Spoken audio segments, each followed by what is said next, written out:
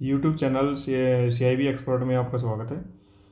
आज हम BFM के मॉड्यूल ए में एक्सचेंज रेट जो यूनिट 1 है उसका पार्ट 4 करेंगे। उसका पार्ट 4 पढ़ेंगे हम। उसमें हम क्या क्या कवर करेंगे, TT बाइंग रेट क्या होता है, TT सेलिंग रेट क्या होता है, बिल बाइंग रेट क्या होता है, बिल सेलिंग रेट क्या होता है और मार्जिन कैसे कैलकुलेट करते हैं, कैलकुलेशन ऑफ क्रॉस रेट्स और कैलकुलेशन ऑफ क्रॉस रेट को कैसे, उसके क्रॉस रेट से बेस्ड जो क्वेश्चन पेपर में पूछे जाते हैं उसके बारे में हम पढ़ेंगे। तो आगे बढ़ते हैं। आगे बढ़ने से पहले मैं आपको एक चीज़ बता देता हूँ कि आपको जब भी कैलकुलेशन करनी हो फॉरेन एक्सचेंज के बारे में, जब भी कैलकुलेशन, एक चीज़ हमेशा याद रखनी है कि आप जो है अपने आप को बैंकर समझें और बैंक समझ के ही कैलकुलेशन करें।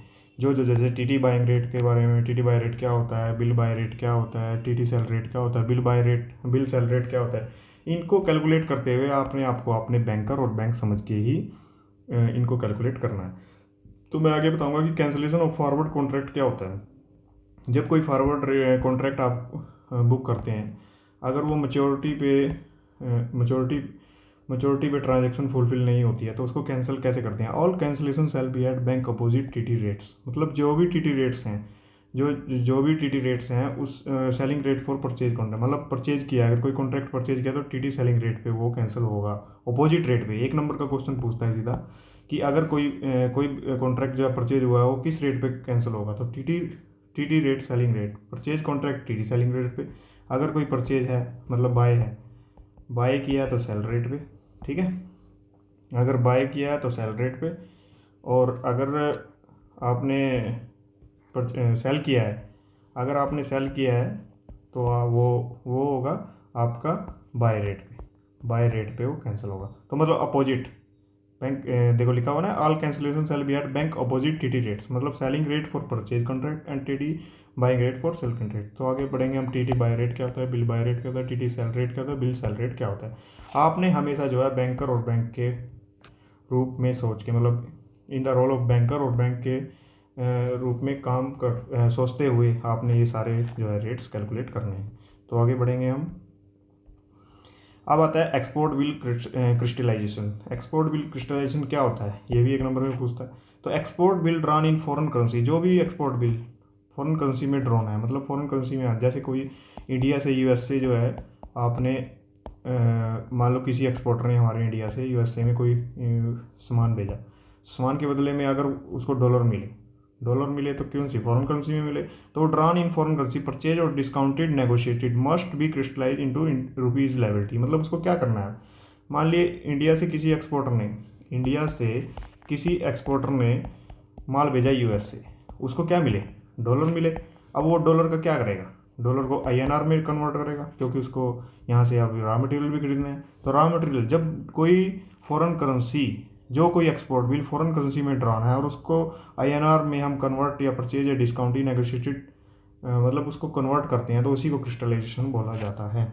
इन case of delay in realisation of export bills the same would be done at TT selling rate. अगर कोई इसमें डिले ही होता है, मतलब क्या होता है, एक्सपोर्ट बिल में आपको डॉलर, इंडियन एक्सपोर्टर को डॉलर मिले और उसको क्रिस्टलाइजेशन कब होता है, जब उसका डॉलर INR में कन्वर्ट होकर उसके अकाउंट में चला जाएगा। अगर इस उसमें कोई डिले होता है तो TT बाय रेट ना लग के आपको TT सेलिंग रेट का पैसा मिलेगा, मतलब अपोजिट आपको एक्स्ट्रा पैसा दिया जाएगा। तो आगे हम बढ़ेंगे। ये तो हो गया एक्सपोर्ट क्रिस्टलाइजेशन, ठीक है।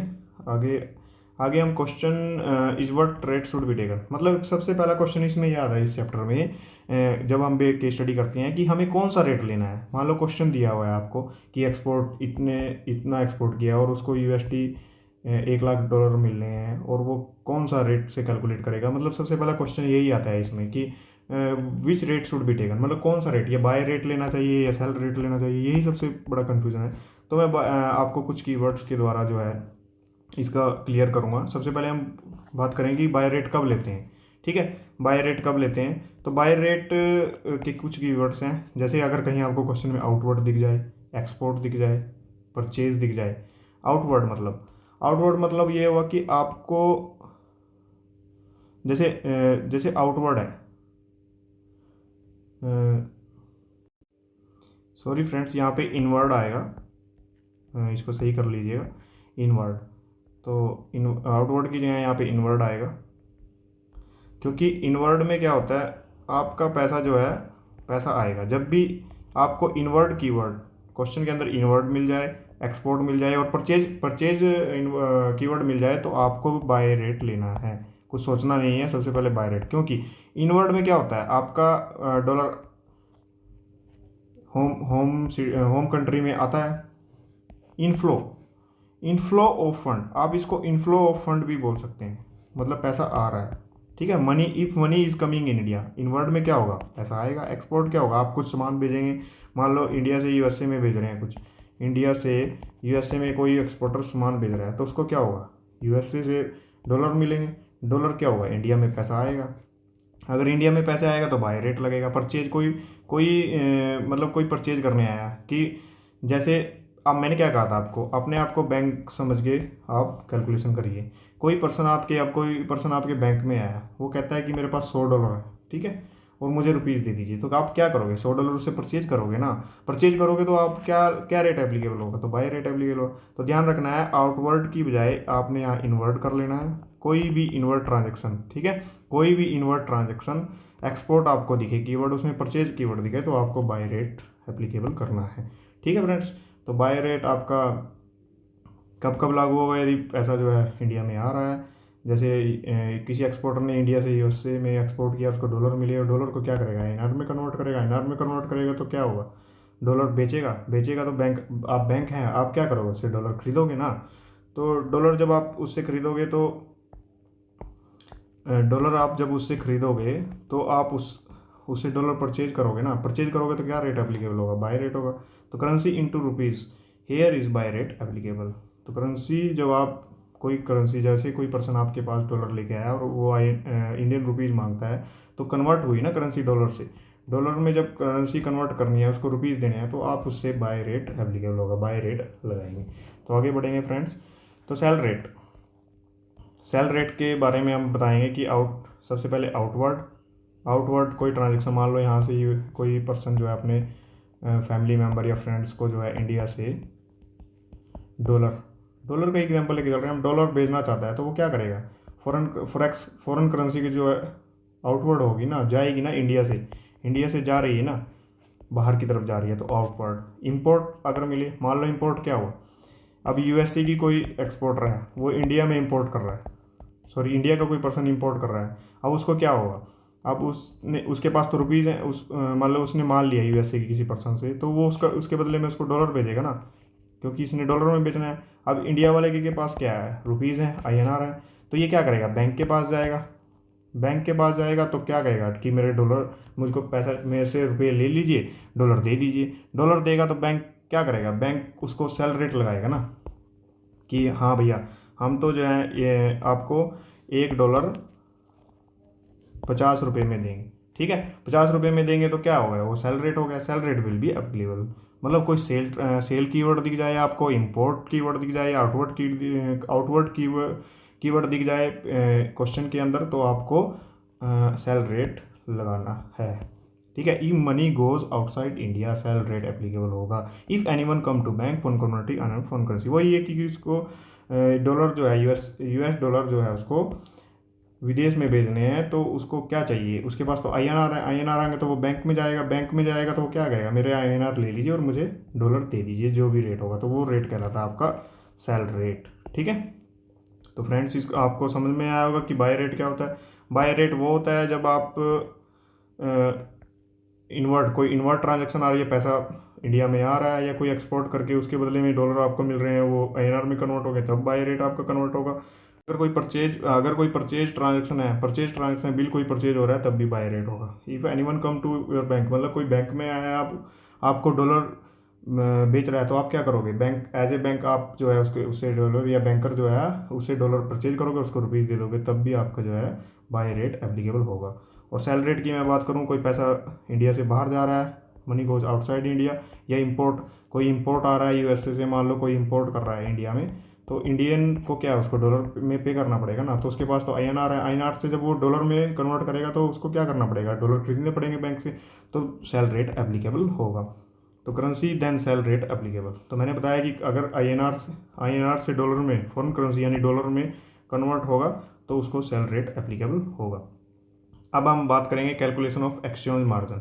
अब ये तो हो गया कि बाय रेट कब एप्लीकेबल, हमने पीछे पढ़ा कि बाय रेट कब एप्लीकेबल होगा, सेल रेट कब एप्लीकेबल होगा। अब ये तो है नहीं कि बैंक जो है, मैंने क्या कहा था आपको, एज ए बैंकर या बैंक आप समझ के काम कीजिए, ठीक है। अब ये तो है नहीं कि बैंक बिना प्रॉफिट के काम करेगा, तो प्रॉफिट के रूप में जब वो बाय और सेल करेगा तो वो कुछ ना कुछ लेगा मार्जिन। तो जब व्हेन बैंक बाय और sell foreign exchange it will charge some money which is called margin, वही उसका प्रॉफिट है। अब कोई बंदा यहाँ पे कोई भी पर्सन फ्रेंड्स वहाँ बैंक के अंदर कोई बेचने भी आ रहा है, कोई बाय करने आ रहा है, कोई सेल करने आ रहा है। अब बैंक की ये तो है नहीं कि बैंक के भी खर्चे हैं अपने, तो कुछ ना कुछ उसको प्रॉफिट चाहिए तो वो क्या करेगा, बाय पे भी कुछ मार्जिन लेगा, सेल करने पे भी कुछ मार्जिन लेगा।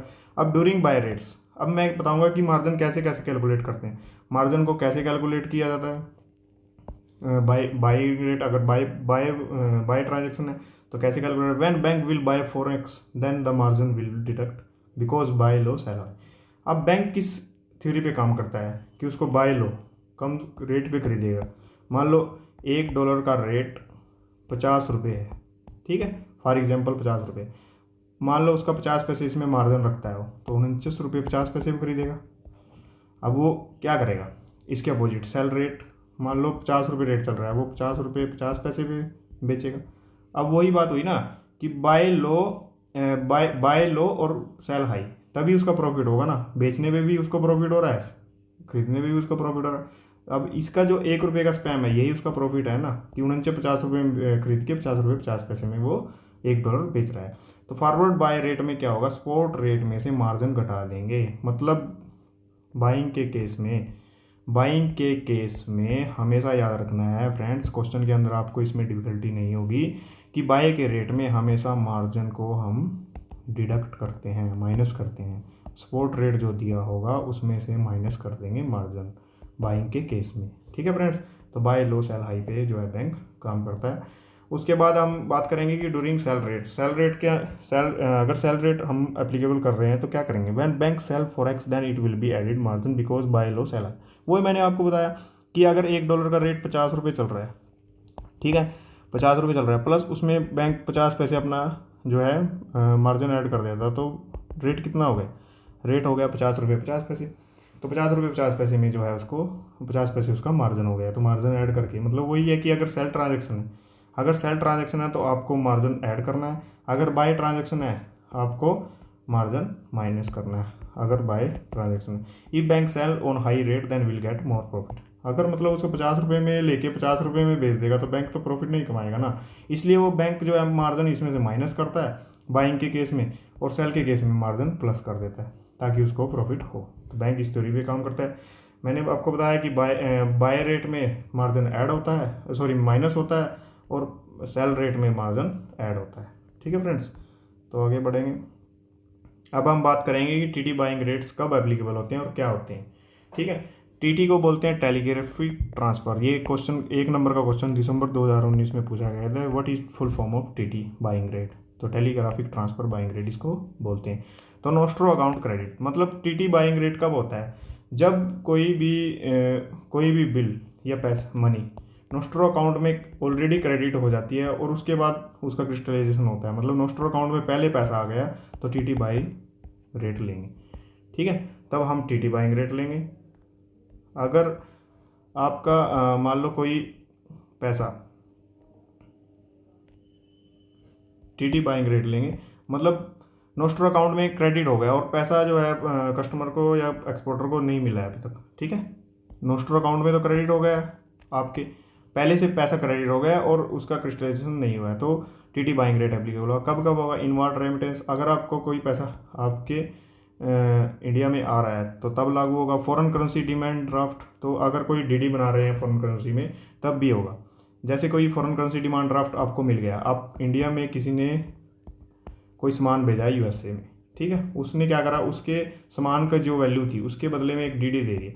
अब डीडी क्या होगा, डीडी इंडिया में आएगा, ये डॉलर में है, डॉलर में इंडियन क्या करेगा, इसको रुपीज़ में कन्वर्ट करेगा, तब भी जो है टीटी बाइंग रेट अप्लीकेबल होगा। फॉरेन करेंसी मनी ट्रांसफर, कोई फॉरेन मनी आया, मतलब कोई इनवर्ट ट्रांजेक्शन है, ये कोई रेमिटेंस आया फॉरेन से इंडिया में, इनवर्ट ट्रांजेक्शन है कोई, तो वो भी बात वही होगी कि डॉलर को फिर INR में कन्वर्ट करना है, तब भी बाइंग रेट लगेगा।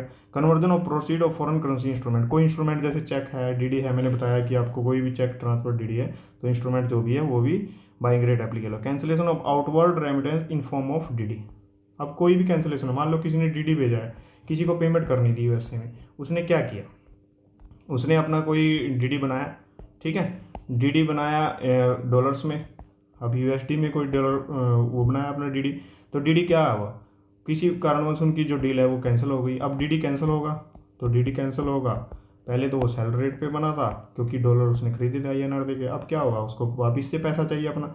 DD क्या है, डॉलर में है, डॉलर में अब इंडियन का क्या है, डील USA के साथ कैंसिल हो गई ना, तो अब उसको क्या करना है, अब उसको अपना डॉलर बेच के दोबारा पैसा चाहिए, तो अब TT बाइंग रेट एप्लीकेबल होगा। कोई भी कैंसिलेशन होगी अगर किसी भी DD की, तो वो उस पर बाई रेट होगा। ठीक है फ्रेंड्स, तो आगे बढ़ेंगे। अब बिल बाय रेट की मैं बात करूँगा, तो बिल बाय रेट क्या होता है, payment before credit in nostro, मतलब नोस्ट्रो अकाउंट। अब मैं आपको जो है अगले चैप्टर में नोस्ट्रो और वोस्ट्रो अकाउंट के बारे में फुल डिटेल से बताऊंगा कि क्या होते हैं। ठीक है, payment before credit in nostro, अब कोई एक्सपोर्ट बिल है वो परचेज होना है, अभी सिर्फ बिल एक्सपोर्ट बिल की बात हो रही है। ठीक है, कोई बिल परचेज होना है, पैसा नोस्ट्रो अकाउंट में नहीं आया है, जो ऑलरेडी जो है इंडियन बैंक फॉरेन बैंक के साथ रखते हैं आवर अकाउंट विद यू, ठीक है, तो वो उसमें पैसा भी क्रेडिट नहीं हुआ और परचेज करना है उस बिल को, एक्सपोर्ट बिल को, तब भी हमारा bill by rate cancel, bill by rate applicable होगा। कोई DD आपने परचेज करना है, ठीक है, तब भी bill by rate. Retirement of export bill, कोई आपने बिल भेजा है सामान भेजा है USA में और उसने कोई एक्सपोर्ट बिल आपको मिला हुआ है कि हाँ इतने दिन बाद आपको पैसा मिल जाएगा, तो वो जो रिटायरमेंट उसका मैच्योरिटी जो होगी, तो क्या होगा, वो USD जो है INR में कन्वर्ट होंगे, INR में कन्वर्ट होंगे तो क्या होगा, बिल बाय रेट एप्लीकेबल होगा। ठीक है, उसके बाद हम पढ़ेंगे कि TT सेलिंग रेट क्या होता है, कब एप्लीकेबल होता है, विदाउट डॉक्यूमेंट हेल्ड, मतलब कहते हैं कि इसमें TT सेल रेट जब लागू होता है जब डॉक्यूमेंट हेल्ड होते हैं, मतलब आप फॉरेक्स DD आपने बनाया है कोई, ठीक है, प्लस डॉक्यूमेंट, कोई एक्सपोर्ट बिल भी है, कोई इंपोर्ट है, TT सेल रेट, देखिए दोबारा से देखिए, विदाउट डॉक्यूमेंट हेल्ड, इसमें डॉक्यूमेंट हेल्ड नहीं होता है। सेल रेट क्या होगा, कोई आपने फॉरेक्स DD बनाना है, किसी को USA में पेमेंट करनी है, मान लो कोई आपका रिलेटिव है USA में, आपने उसको पैसा भेजना है in the form of DD, ये चेक, तो आप क्या करोगे, बैंक में जाओगे, INR लेके अपने रुपीज़ ले और उसको कहोगे कि एक DD बना दीजिए मेरा $100 का, तो आपसे वो जो भी रेट चल रहा होगा उस टाइम उसके हिसाब से उसको बोलेंगे हम TT सेल रेट लगा के आपको एक $100 का DD बना के दे देगा in the name of your friends, या जो जिसको भी आपने पैसे भेजना है USA में उसके नाम से। आउटवर्ड रेमिटेंस, कोई आउटवर्ड रेमिटेंस और या क्रिस्टलाइजेशन ऑफ एक्सपोर्ट बिल, कोई आपका एक्सपोर्ट बिल क्रिस्टलाइजेशन है, मतलब अपोजिट रेट में लगाना है। क्रिस्टलाइजेशन क्या है, कोई आपके पास पैसा आया है, ठीक है, और तो उसके बदले में आपने डॉलर खरीदने हैं, ठीक है, तो अपोजिट रेट पे लगता है ना TT बाइंग। वैसे तो एक्सपोर्ट बिल के केस में TT बाइंग रेट एप्लीकेबल होता है, पर यहाँ पे क्रिस्टलाइजेशन हो रहा है, मतलब डिले हो रही है, तो आपका TT सेल रेट लगेगा। ठीक है फ्रेंड्स, तो आगे बढ़ेंगे कि बिल सेल रेट क्या कब लगता है, बिल सेलिंग रेट कब लगता है। ठीक है, फॉरेक्स इज सोल्ड, अब फॉरेक्स तो सोल्ड हो गई है, मतलब आपको डॉलर तो मिल गए हैं पर डॉक्यूमेंट भी हेल्ड होने पर, जैसे मैच्योरिटी ऑफ इंपोर्ट बिल। अब आप किसी बैंक के पास गए, आपने कोई इंपोर्ट किया है, ठीक है, आपने कोई इंपोर्ट किया है और आपने USA से कुछ सामान मंगाया है, इंपोर्ट का है, आपने कहा है कि कुछ दिनों बाद मैं पैसा दूंगा USA की पार्टी का, ठीक है, तो वो क्या होगा, कुछ दिन बाद जब वो मैच्योरिटी आएगी उसकी, तो क्या होगा, आपको डॉलर चाहिए होंगे, USA को डॉलर देने होंगे, तो आप क्या करोगे, बैंक से परचेज करोगे, डॉलर परचेज करोगे, तो बैंक क्या करेगा, बैंक सेल करेगा, तो बैंक सेल करेगा तो बिल सेलिंग रेट एप्लीकेबल होगा। पेमेंट ऑफ इंपोर्ट बिल, वही बात हो गई कि आपको इंपोर्ट बिल की पेमेंट करनी है। इंपोर्ट बिल जो आपने सामान लिया था उसके बदले में आपने USA में डॉलर देने हैं, ठीक है, आपने कोई सामान USA से मंगाया था, USA से आपने कोई सामान मंगाया और उसकी पेमेंट करनी है डॉलर में, ठीक है, डॉलर में कोई पेमेंट करनी है, तो आप क्या करोगे, बैंक से परचेज करोगे ना डॉलर, तो परचेज करोगे तो बिल सेलिंग रेट होगा। अब मैं आपको बताऊंगा कि प्रीमियम और डिस्काउंट और मार्जिन कैसे कैलकुलेट करते हैं। अगर कोई बिल बाय रेट है, ठीक है, उसमें से स्पॉट रेट, मान लो कोई आपको प्रीमियम दिया हुआ है, मान लो आपको कहा है कि 3 मंथ्स का जो है आपको 60 और 60 या आप कह लीजिए 70 या 75 पैसा जो है आपका प्रीमियम दिया हुआ है, तो ये क्या है, असेंडिंग ऑर्डर में है ना, तो असेंडिंग ऑर्डर में क्या होगा, प्रीमियम होगा, प्रीमियम हम स्पॉट रेट में ऐड कर देंगे। अगर डिस्काउंट होता, मैं कहता कि 75/70 है, मतलब डिसेंडिंग ऑर्डर में 75/70। अब ये क्या हुआ, डिसेंडिंग ऑर्डर में है ना, तो इसको माइनस कर देंगे, तो डिस्काउंट माइनस होगा। प्लस बाइंग के केस में मैंने आपको बताया था कि मार्जिन हमेशा जो है माइनस होता है। क्यों होता है, क्योंकि बैंक जो है बाय लो और सेल हाई के कंसेप्ट पे काम करता है, ठीक है। सेल रेट में क्या होगा, स्पॉट रेट आपका वही, प्रीमियम होगा तो ऐड हो जाएगा, डिस्काउंट होगा तो, प्लस मार्जिन इसमें हमेशा ऐड होता है, क्योंकि बैंक को जो है हाई पे सेल करना होता है और लो पे बाय करना होता है, तभी ना प्रॉफिट होगा बैंक को। If rates are on premium then add, and if are on discount then minus from spot rate. वही मैंने आपको बताया कि ऊपर अगर प्रीमियम होगा तो ऐड कर देंगे, डिस्काउंट होगा तो माइनस कर देंगे। मार्जिन बाय के केस में माइनस होगा और मार्जिन सेल के रेट में माइनस प्लस होगा, ठीक है। बाय लो और सेल हाई के कंसेप्ट पे बैंक जो है काम करता है। उसके बाद अब हम क्रॉस रेट की बात करेंगे कि क्रॉस रेट में हम कैसे कैलकुलेट करते हैं। When we deal in a market where rates for a particular currency pair are not directly available, मतलब कहने का आपको पाउंड का रेट INR में चाहिए, तो क्या होता है, पाउंड का डायरेक्ट रेट कभी भी आपको INR में नहीं मिलेगा। आपको क्या करना पड़ेगा, GBP USD का रेट लेना पड़ेगा और USD INR का लेना पड़ेगा, ठीक है। दोनों को कैसे कैलकुलेट करेंगे, तो इसमें क्या होगा कि the price of said currency pair is then obtained indirectly with the help of cross rate mechanism. तो जब आप अलग अलग दो करेंसीज के रेट उठाओगे तब आपको जो ग्रेट ब्रिटिश पाउंड का रेट है, पाउंड का जो रेट है INR में, वो कैलकुलेट करेंगे। तो आगे मैं बताऊंगा कि कैसे कैलकुलेट करते हैं, इसके क्वेश्चन हम आगे करेंगे। एग्जाम्पल देख लेते हैं। We need to quote GBP against INR, मतलब पाउंड का रेट चाहिए INR में, but in India usually GBP is not quoted directly. तो इसका रेट जो है इंडिया में पाउंड का डायरेक्टली कोटेड नहीं होता। As such we need to take rates for USD। वैसे ही मैंने आपको ऊपर बताया कि USD INR ले लेंगे और उसके बाद आपका GBP और USD ले लेंगे, तो कंप्यूट करेंगे हम पाउंड का INR से। आगे हम देखेंगे कि कैसे क्रॉस रेट, अगर डायरेक्ट रेट नहीं दिए होते तो कैसे हम इनडायरेक्ट रेट से जो है रेट्स जो हैं अलग अलग करेंसीज के इंडियन रुपीज़ में कैलकुलेट करते हैं। तो सबसे पहले हम पहला क्वेश्चन करेंगे। क्वेश्चन दिया हुआ है TT buying rates for GBP pound, मतलब Great Britain pound 50,000 inward payment. अब मैंने क्या बताया था कि इनवर्ड होगा तो क्या रेट एप्लीकेबल होगा, TT बाइंग रेट ना, सॉरी TT सेलिंग रेट ना। इनवर्ड आया तो पैसा मतलब, हाँ इनवर्ड में मैंने बताया था कि TT बाइंग रेट एप्लीकेबल होगा। क्या है वो, इनवर्ड का मतलब पैसा इंडिया में आया ना, अब डॉलर इंडिया में आए हैं तो क्या होगा, INR में कन्वर्ट होगा। अब आप डॉलर लेके बैंक में जाओगे तो क्या बैंक क्या करेगा, उसको परचेज करेगा ना, तो परचेज करेगा तो TT बाइंग रेट आपके पास एप्लीकेबल होगा, ठीक है। TT बाइंग रेट लगेगा यहाँ पर।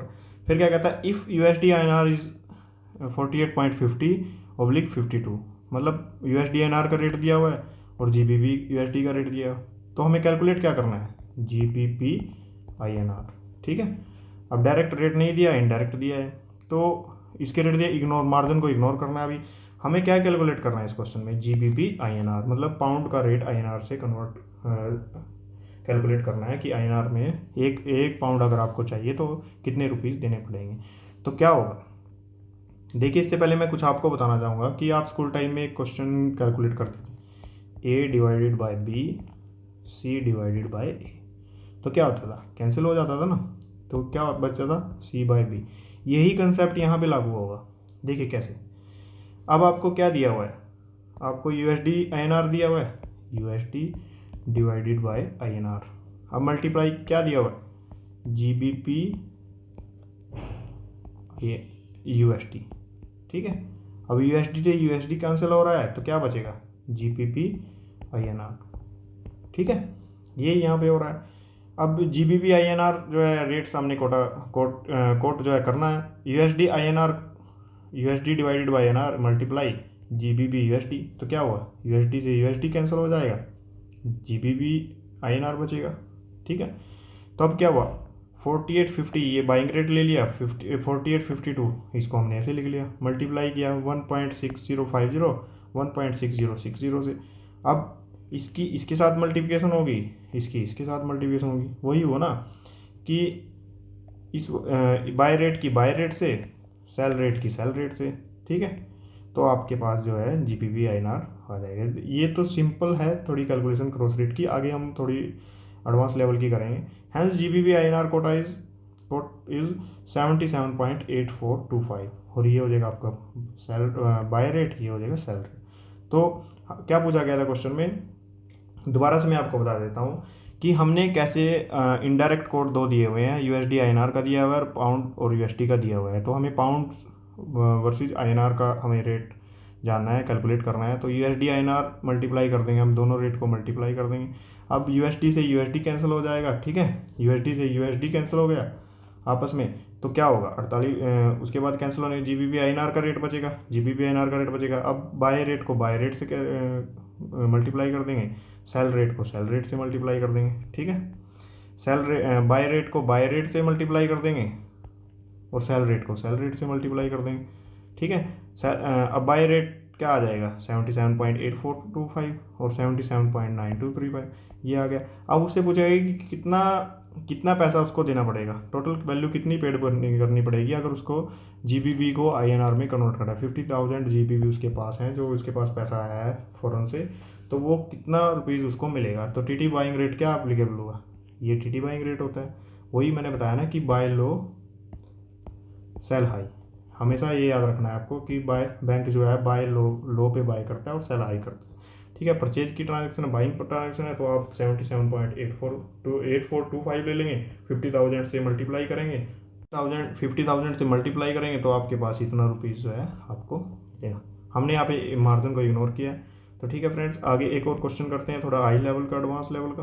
अब यहाँ पे क्वेश्चन क्या है कि TT सेलिंग रेट जो है आपको दिया हुआ है, TT selling rate for issue of draft.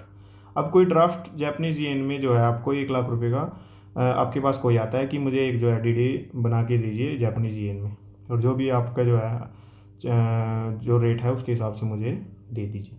If 1 lakh Japanese yen जी, और बताइए कि मेरे को कितना पैसा देना पड़ेगा आपको, given rupees amount to be charge. और आपको रेट दे रखे हैं USD INR का दे रखा है, USD येन का दे रखा है, जापानीज येन का।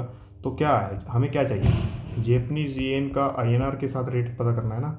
तो calculation of JPY INR USD INR USD। अब मैंने आपको पिछले क्वेश्चन में बताया था कि हम स्कूल टाइम में कैलकुलेशन करते थे, ठीक है, ये कैंसिल हो जाता था। बट अभी इस केस में क्या है, A डिवाइडेड बाय B, ठीक है, A divided by B into A divided by C। अब यहाँ से तो ये कैंसिल नहीं होता ना आपस में, A कैंसिल नहीं होगा। अब इसको कैंसिल करने के लिए क्या करना पड़ता है, C बाय A करना पड़ता है, तभी कैंसिल होगा ना ये। तो इसी के बारे में हम क्वेश्चन में यहाँ जानेंगे कि कैसे कैसे इसमें कैलकुलेशन होगी। तो यहाँ पे क्या दिया हुआ है, USD INR multiply USD JPY। अब क्या होगा, USD INR multiply 1 by USD करेंगे और 1 बाय JPY करेंगे तो JPY ऊपर चला जाएगा। यहाँ पे देखिए, अगर USD INR हम यहाँ पे करेंगे मल्टीप्लाई 1 बाय USD करेंगे, अगर 1 बाय JPY करेंगे तो JPY ऊपर आ जाएगा, ठीक है। USD से USD कैंसिल हो जाएगा, JPY INR कैसे कैलकुलेट करते हैं वो इस क्वेश्चन में मैं आपको बताऊंगा, ठीक है। अब 47.945 ये हो गया USD का रेट, ये हमने ले लिया, मल्टीप्लाई करा, ये कर दिया। अब USD INR क्या किया हमने, वही मैंने आपको बताया कि 1 बाय USD कर दिया है, 1 बाय JPY कर दिया, तो JPY ऊपर आ जाएगा, USD नीचे आ जाएगा। ये हो गया ना USD डिवाइडेड बाय INR। अब इसको उल्टा कर दिया है, ठीक है, JPY ऊपर ले लिया है, USD नीचे ले लिया है। अब ऊपर कर दिया तो ये क्या होगा, 1 डिवाइडेड, इसको डिवाइड कर देंगे ना आपस में। अब आपको पता होगा कि अगर डिवाइड में, जैसे फॉर एग्जांपल करते हैं, 1 को अगर 5 से डिवाइड करते हैं और 1 को 6 से डिवाइड करते हैं तो क्या आएगा, यहाँ पे 0.2 और यहाँ पे क्या आएगा 672। मतलब अगर नीचे बड़ी डिनोमिनेटर में अगर बड़ी वैल्यू होगी तो हमेशा जो उसका भागफल आएगा, जिसको हम भागफल बोल रहे हैं, रिमाइंडर नहीं, जो उसका मतलब डिवाइड करने के बाद जो वैल्यू आती है वो हमेशा छोटी होती है, ठीक है। तो अब इस केस में क्या हुआ कि आपने इसको 1 से डिवाइड किया तो नीचे में ये बड़ी बड़ी वैल्यू है, तो ये बड़ी वैल्यू डिवाइड करने के बाद क्या आएगी, ये आगे आएगी। और मैंने आपको बताया था कि 99.50 को अगर डिवाइड करेंगे, इन दोनों में से बड़ी छोटी कौन सी है नीचे में, तो ये बड़ी है तो आगे आएगी, यानी कि छोटी होगी तो वापिस आएगी। वही 0.2 जो है, यहाँ मैंने आपको एग्जाम्पल बताया 0.2 कैसे कैलकुलेट करते हैं, ठीक है। तो 0.2 आप इस केस में 1.995 आपने आगे ले ली, क्योंकि ये छोटी वैल्यू है। मैंने बताया था कि बैंक जो है बाय लो, जो बाइंग वैल्यू होती है उसकी लो होती है और सेल जो है हाई पे करता है। तो हमेशा ये वैल्यू मैंने आपको बता दी ना कि 1 को 5 से डिवाइड करेंगे और 1 को 6 से डिवाइड करेंगे, एक 0.2017 आएगा। तो 17 क्या हुई, छोटी हुई ना, उसको आगे रखेंगे क्योंकि बाय रेट होता है छोटे वाला, और बड़ा जो होता है वो सेल रेट होता है।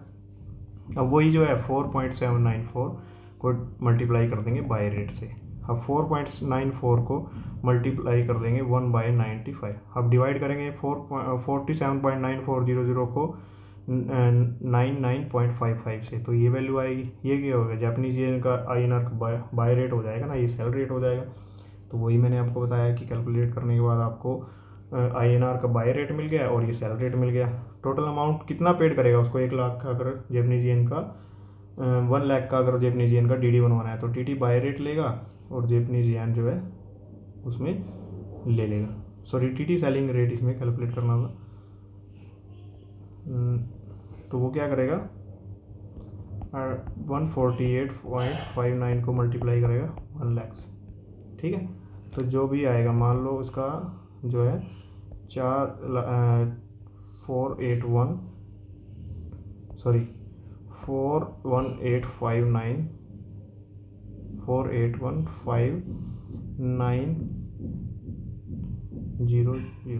लगभग इतना आएगा, ठीक है फ्रेंड। तो मैंने आपको क्वेश्चन बता दिया। अभी इससे रिलेटेड क्वेश्चन मैं एक आपको आगे कराता हूँ, ठीक है, इससे जो आपका और क्लियर हो जाएगा।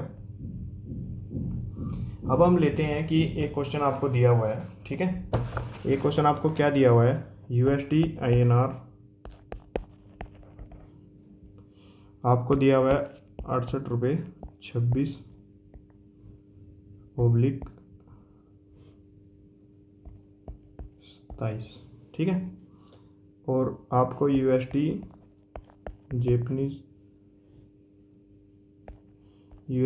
SGD का रेट दिया हुआ है 1.116 रुपये 50-60 ले लीजिए और 116 रुपये 70 पैसे, ठीक है। सॉरी, ये आपको जो है USD अगर सिंगापुर डॉलर देने हैं तो 116.60 देने हैं और 116 अब मैंने क्या कहा था आपको, हमें क्या करना है, SGD INR का रेट कैलकुलेट करना है इस क्वेश्चन में, ठीक है। SGD INR का रेट कैसे कैलकुलेट करना है, तो उसमें हम कैसे कैलकुलेट करेंगे। तो सबसे पहले मैंने आपको बताया था कि बाय बैंक जो है बाय लो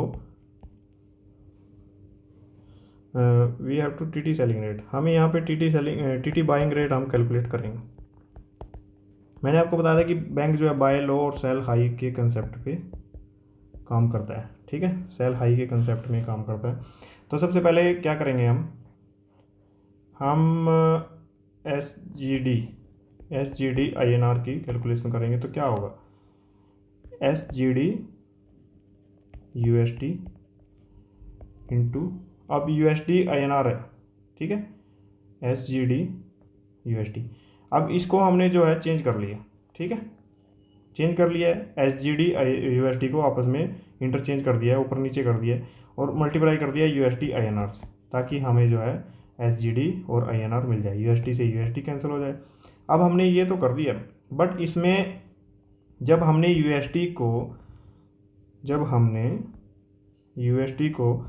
INR में कन्वर्ट किया, जब हमने USD सॉरी फ्रेंड्स, एक मिनट, जब हमने USD SGD को, सिंगापुर डॉलर को SGD USD में कन्वर्ट किया, तो क्या हुआ, 1/SGD हो गया मल्टीप्लाई 1 मतलब ओब्लिक कह लीजिए 1/USD हो गया। तो 1 जो SGD हो गया वो ऊपर चला गया, यानी कि ये क्या हो गया 1/116.60, ठीक है। 1.60 मल्टीप्लाई, ये आपका हो गया 1/1670। अब मैंने पिछले पिछले क्वेश्चन में आपको क्या बताया कि अगर डोमिनेटर में छोटी संख्या है, अगर डिनोमिनेटर में छोटी संख्या है तो उसका जो वैल्यू आएगी वो बड़ी होगी, ठीक है, हमेशा बड़ी होगी। जैसे क्या होता है, 1 को डिवाइड करोगे 5 से और 1 को डिवाइड करोगे 6 से, ठीक है। 1 को डिवाइड करोगे 6 से, तो 6 से करोगे तो 6 वाली क्या आएगी 0.17। मतलब कहने का अगर डिनोमिनेटर में बड़ी संख्या होगी तो छोटी वैल्यू आएगी, अगर छोटी होगी तो बड़ी वैल्यू आएगी। अब इसमें बड़ा कौन सा है, बड़ा ये वाला है, तो ये क्या होगा हमारा बाय रेट हम कंसीडर कर लेंगे। बाय रेट जब हम कंसीडर करेंगे तो आपका अभी इसमें बाय रेट पता करना है, ठीक है। यहाँ से हम दोबारा देख लेते हैं।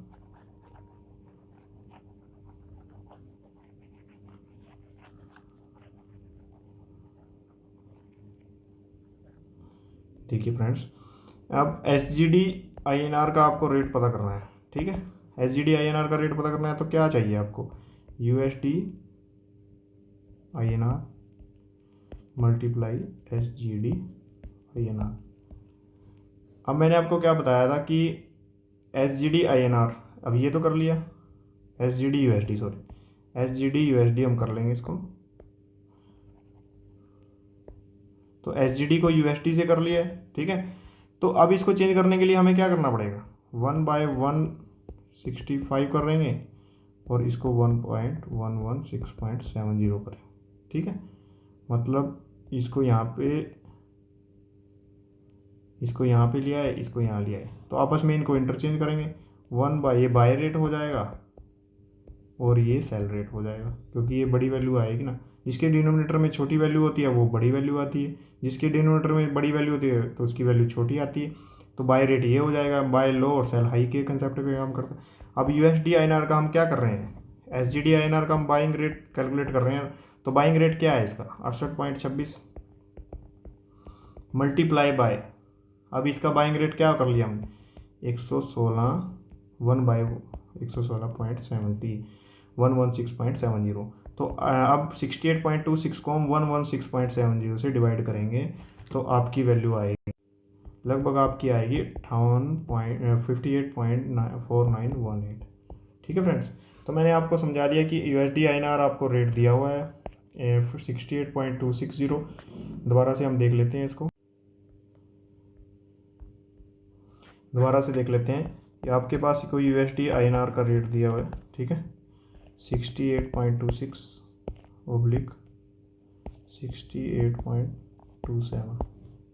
ठीक है। और आपको दे रखा है USD/SGD का रेट 1.116.60 और 116.70, ठीक है। तो आपको दे रखा है, अब कैलकुलेट क्या करना है, आपने बाइंग रेट कैलकुलेट करना है SGD वर्सेस INR का, ठीक है। रुपीज़ में SGD का रेट कन्वर्ट करना है, तो आपको क्या करना है पड़ेगा, USD/INR मल्टीप्लाई, अब इसको चेंज रिवर्स करना पड़ेगा ना, तभी वो कटेगा, SGD/USD, तभी USD से USD कैंसिल होगा ना। अब इसको चेंज करते वक्त आपने क्या किया, 1.11670, 1.116.60। अब हमने इसको इंटरचेंज क्यों किया, क्योंकि जब डिनोमिनेटर में नीचे बड़ी वैल्यू होती है तो वो हमेशा उसकी जो डिवाइड करने के बाद वैल्यू होती है वो छोटी आती है। और इसकी तो मैंने क्या बताया था कि bye low sell high, bye low sell high का कंसेप्ट बताया था ना आपको पिछले स्लाइड में। तो सेल हाई पे बैंक काम करता है, तो ये वैल्यू छोटी है और ये बड़ी है। तो अब क्या कैलकुलेट करेंगे हम, बाइंग रेट हम कैलकुलेट कर रहे हैं मल्टीप्लाई, अब इसका भी बाय रेट कैलकुलेट करेंगे। तो 68.26 को हम जब डिवाइड करेंगे, 68.26 को जब हम 116.70 से डिवाइड करेंगे तो वैल्यू आएगी 58.4918 अप्रोक्सीमेटली। तो फ्रेंड्स हमें 4 डेसिमल तक ये लेनी है, अगर इसके बाद कुछ 5 से वैल्यू ज़्यादा होती है तो इसको हम बढ़ा देते हैं। तो होपफुली आपको समझ में आया होगा। तो आपके लिए मैं एक क्वेश्चन देता हूँ, होमवर्क जिसको बोलते हैं, क्लास के बाद होमवर्क मिलता है ना स्कूल टाइम में भी, तो मैं यहाँ देता हूँ। BCD want to remit JP, वही 10,000 जो है रेमिट 10,000 मिलियन, लगभग 1,000 मिलियन जो है, इसको मिलियन नहीं खाली 1,000 लीजिए आप, ठीक है। 10,000 जेपनीज येन जो है वो भेजना चाहता है, रेमिट करना चाहता है जापान में कोई उसके फ्रेंड्स को। TT value spot as payment of any port invoice given the USD INR is 48, ये रेट दे रखा है USD INR का। और उसके बाद आपको 90.50 जो है USD JP, calculate selling rate of जी। तो सेलिंग रेट आपको कैलकुलेट करना है कि क्या होगा, तो कमेंट सेक्शन में मेरे को इसका आंसर आप पोस्ट कीजिए। तो फ्रेंड्स मैंने आपको क्वेश्चन होमवर्क के लिए दे दिया है, इसका आंसर जो भी आएगा आप कमेंट सेक्शन में मेरे को बताएंगे। Comment the answer in comment section of video. Join CIB expert on YouTube. Friends मैं आपके लिए जो इनिशिएटिव लेके आया हूँ वो BFM CIB के लिए अभी मैं वर्क कर रहा हूँ CIB के लिए। तो उसमें case study with case study plus जो लेटेस्ट के मटेरियल है, आपको कोई भी बुक परचेज या बुक पढ़ने की जरूरत नहीं है, बस मेरी वीडियो आप फॉलो कीजिए। तो जो आप CIB एक्सपर्ट पे हमारा जो चैनल यूट्यूब पे है, यूट्यूब पे जो CIB एक्सपर्ट नाम से जो चैनल है उसको सब्सक्राइब कीजिए। और टेलीग्राम चैनल पे भी आप जुड़ सकते हैं मेरे से लेटेस्ट नॉलेज या कोई भी अपनी बात शेयर करने के लिए, तो @CIB एक्सपर्ट पे भी आप ज्वाइन कीजिए। Thank you friends.